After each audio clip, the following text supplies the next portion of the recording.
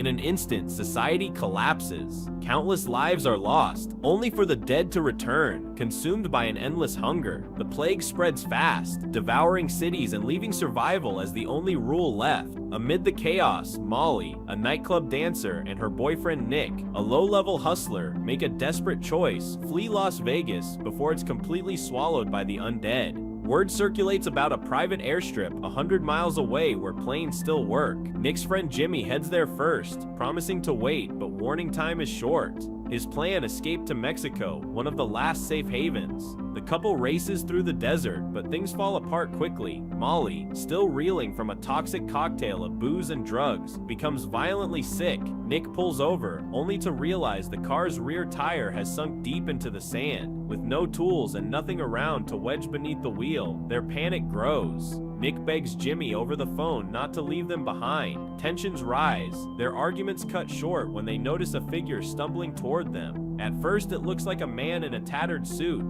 but he's no man. A lone zombie, drawn by the scent of life. Nick, trying to play tough, grabs a pistol and fires wildly, missing every shot. The creature is knocked down but refuses to stay dead, dragging itself closer. Nick empties the gun, but nothing works. Out of bullets, they retreat into the car, trapped and helpless, as the zombie presses itself against the glass, groaning, bleeding, refusing to stop. Hours pass, nerves fraying. When the monster suddenly disappears, they're left in eerie silence. Scanning the dark with headlights and a flashlight, they convince themselves it's gone. Needing to reach Jimmy, they step out, only for the nightmare to return. From the shadows, the zombie strikes, ripping into Nick's neck. Molly watches in shock as he's torn apart. With no time to mourn, she grabs supplies: water, food, alcohol, drugs, Nick's flashlight and phone, and flees into the night. Exhausted and terrified, she pushes through the desert alone. At dawn, she calls Jimmy, hiding Nick's fate.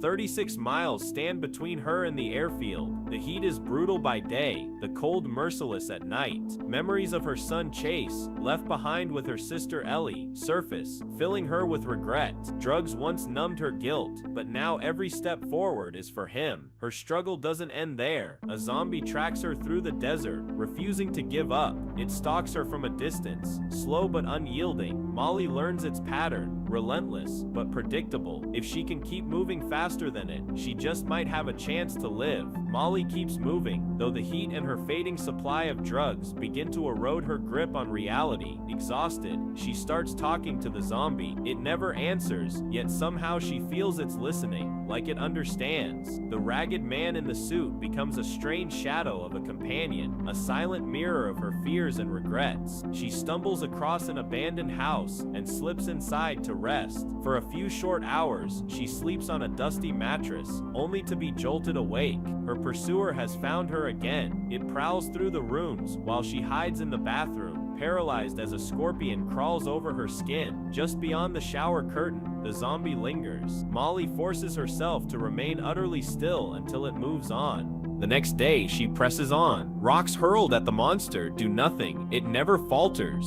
With no way to shake it, she gives it a name: Smalls. Talking to it eases her loneliness. She admits things she never told Nick, including the truth that she never loved him. He was just her ticket to Mexico, a way to survive. Strangely, the more she speaks, the less terrifying Smalls becomes. At night, she camps on high ridges where he can't reach, fires flickering between them like some bizarre companionship. A brutal sandstorm later nearly ends her. Disoriented and half buried in grit, Molly collapses until two men in a pickup truck find her, Ted and Jason. They offer water and shelter, but she notices unsettling details: a prison uniform stained with blood, a photograph of Jason with a child. She realizes they're not saviors, but predators. When she tries to leave, they turn violent, demanding the location of the airstrip. Before they can finish their assault, Smalls crashes into them, tearing Nick's throat out while Jason flees in terror. For the first time, Molly sees the zombie as something more than a monster. It saved her. Among the wreckage, she salvages food and a rubber raft, fashioning it into a makeshift tether to drag supplies and Smalls along. As they trudge forward, she talks to him about her son, Chase, and the family she abandoned. Her most precious keepsake, a dented tin can once used to play pretend telephone with Chase, becomes her anchor. Eventually, she tries to leave Smalls behind, binding him with rope and a heavy rock so he'll be stranded forever. But when she looks back, she sees not a monster, but something lost, pitiful and loyal. Compassion wins out. She frees him on one condition, that he never harm her. From that moment, they continue side by side, bound not by fear but by a strange understanding. As morning breaks, Molly spots a military convoy rolling down the road. Panicked, she hides Smalls, knowing soldiers won't hesitate to kill him. But when one armored vehicle slows and soldiers dismount to investigate, Smalls stumbles onto the road, his presence sending waves of alarm through the troops. Throwing herself between the soldiers and her unlikely companion, Molly begs them not to fire, but a shot cracks the air, striking Smalls in the knee. As the convoy speeds away, he collapses in pain. In his agony, the zombie instinctively bites down on Molly's finger. Her heart sinks as dread floods her veins. She knows how quickly the infection spreads. Without hesitation, she smashes her finger off with a rock, wrapping the wound in duct tape before pulling Smalls along once more. Instead of rushing straight to the airstrip, she drags him behind her in a small boat. When the runway finally comes into view, hope flickers, but Smalls can't go any further. Searching his torn clothes, Molly finds a wallet filled with family photos. He wasn't always a monster. He had been a husband, maybe even a father. Overcome with grief, Molly realizes she has to end his suffering. She lifts a boulder, smashes his skull, and whispers a broken goodbye before pushing on.